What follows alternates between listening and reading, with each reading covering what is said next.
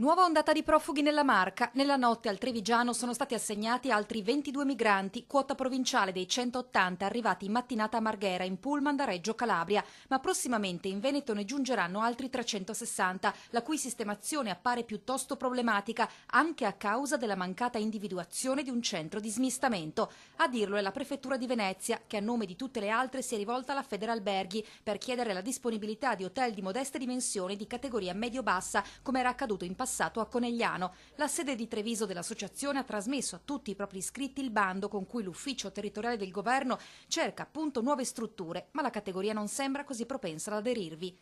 Sono personalmente perplesso sull'esito di questa iniziativa, ma ciò non vuol dire che non ci possano essere colleghi interessati.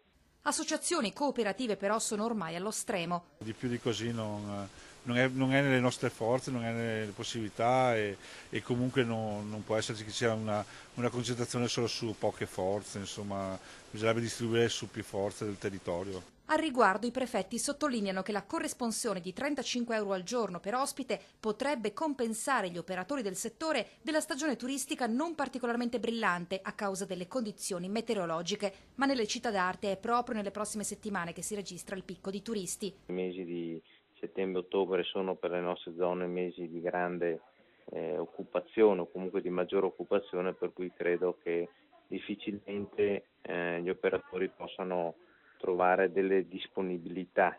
Ancora più netta la stroncatura del governatore Luca Zaia, secondo cui il turismo non si aiuta in questo modo, ma varando lo stato di crisi per tutta l'industria turistica.